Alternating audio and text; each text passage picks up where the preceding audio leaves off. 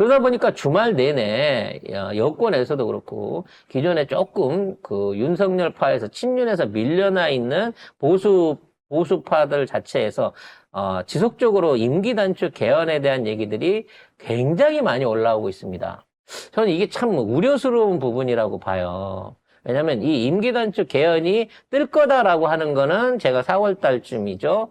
총선 시작되기 전에 조국 대표나 유시민 이사장이 얘기하는 걸 듣고 이게 하반기 때 어떤 정치 화두가 될 것 같은데 그게 어느 상황에서 될 거냐라고 하는 부분을 고민을 했던 거예요. 근데 제가 판단했을 때는 끝까지 이 국진당과 민주당의 어떤 박빙세 내지는 서로의 힘의 균형이 이 균일한 상황에서는 뭐 이러한 합의도 그러니까 민주당이 손해를 일부 보더라도 이러한 합의를 볼 수 있는 여지가 있겠습니다만 지금은 국민의 분노도 그렇고 지지율도 그렇고 민주당의 현재 의석수도 그렇고 압도적으로 사실 사상 최고의 압도적인 상황으로 나와 있는 상황에서 지금 저쪽이 이 손을 든다고 해갖고 쟤들이랑 타협을 봐가지고 윤석열 정부에 대한 뭐랄까 죄 없는 퇴진 또는 뭔가 조건부 하야를 받아줘야 될 것인가라는 부분에서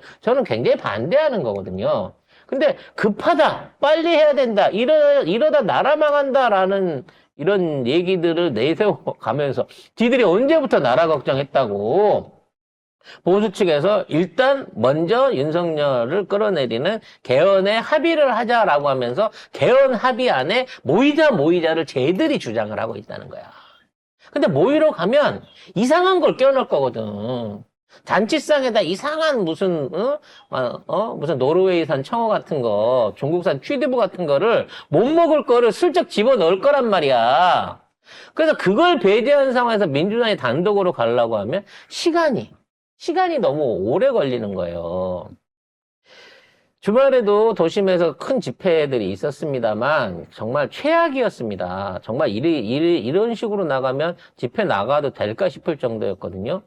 지금 뭐 민노총하고 같이 시간차는 다릅니다. 뭐 한동훈은 다 한패라 그러는데 시간차가 다르게끔 집회들을 했는데 결과적으로 장소도 다르고 시간도 다르지만 인파가 많이 모이면서 결과적으로 띠처럼 이어져 버리긴 했어요.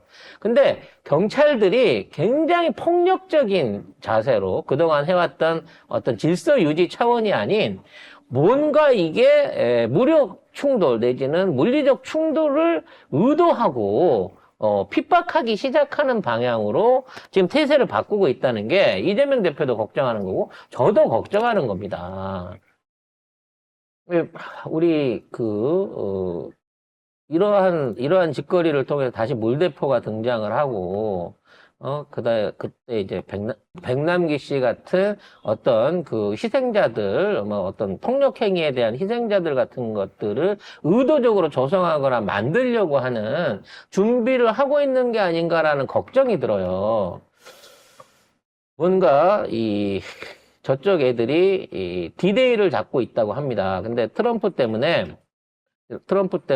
불법 어떤 국지전 쪽은 어느 정도 일단 접은 것 같고요. 그래서 그런지 뭐 똥풍선 얘기나 어떤 뭐 무인기 도발이나 미사일 관련된 일체 북한을 자극할 수 있는 도발 행위가 지금 사실 멈춰져 있거든요. 이것도 웃긴 거예요. 그렇게 매일같이 해오다가 이게 멈춘 것도. 근데 그걸 대신할 수 있는 마지막 방법이 뭐냐. 결국은 평화적인 시위대를 자극해가지고 폭력 사태를 일으키거나 아니면 내부적으로 이런 거를 조장하는 마타도 세력을 집어넣어가지고 결과적으로 이걸 가지고 소요계엄 같은 형태로 뭔가를 해보려고 하는 게 아니냐라는 걱정이 되기 시작합니다. 이제 슬슬. 이런 와중에 국힘은 거의 뭐 지지율이 떨어지고 있는 부분, 이미 이제 윤석열이 16% 이하로 떨어지고 있고 국힘도 20% 이하로 빠지고 있는데 이와 관련한 걱정을 하고 있는 세력들이 별로 없는 것 같대요. 의견을 보다 말고 속상해서 낮술을 먹었다는데 정치인이 자기 대통령이 개소리를 치면 그 부분에 대해서 쉴드를 치든가 아니면 용산에 항의를 해갖고 개선할 노력을 해야 되는데 낮술을 먹었다. 지지율 더 내려가면 공포다. 이런 거는요. 그냥 언론사에서 니네들 빨리 항복해라고 조작해서 써주는 기사들, 그걸 그대로 인용하고 있는 거랑 마찬가지거든요. 해경 보고 어떤 놈이 낮술을 먹었는지 확인을 좀 해보겠습니다.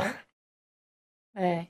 윤석열의 담화에 대해서 실망과 혹평이 이어지는 가운데 여권 내에서도 싸늘한 반응이 나오고 있습니다. 조경태 의원은 답답한 담화였다. 특히 김건희 여사를 유경수 여사에 빗댄 것은 잘못이다라고 했고요. 그리고 낮술을 먹은 사람은 바로 김웅 전 국민의힘 의원입니다.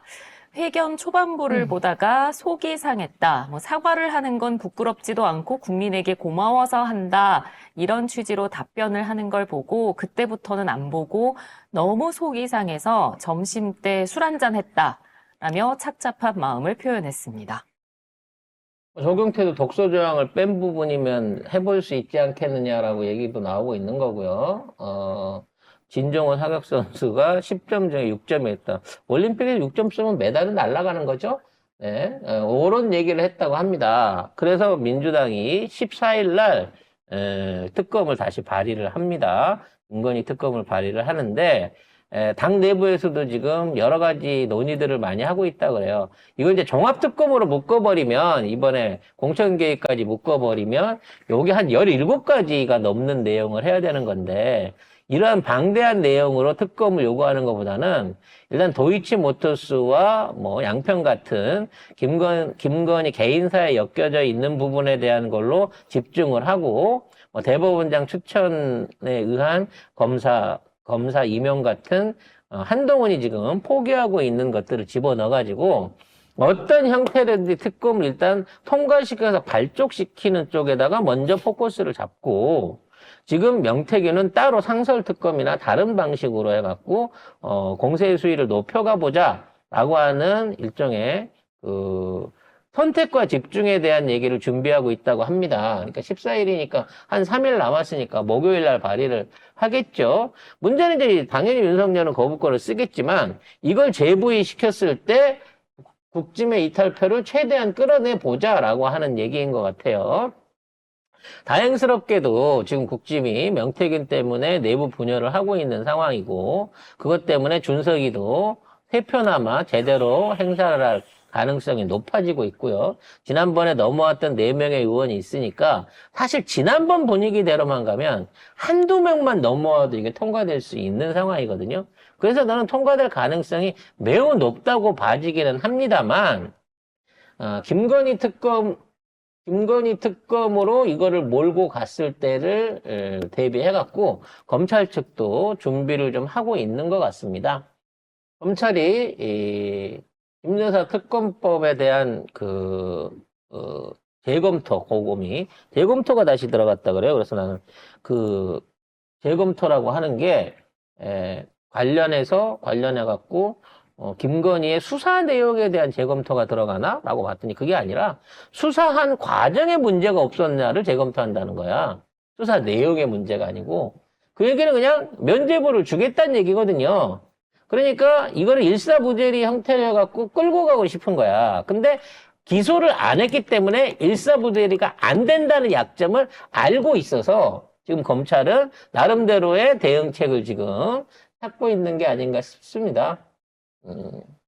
이 모든 게 14일 전후해가지고 아마 국짐하고 얘기가 될 건데 그 전에 뭐 하나를 결정적인 거 하나를 빵 터트려가지고 여론을 김건희 특검에 대한 여론을 확 끌어올려야 할 필요성이 있습니다. 이제 민주당도 남아있는 거 마저 까야 되는 거고요.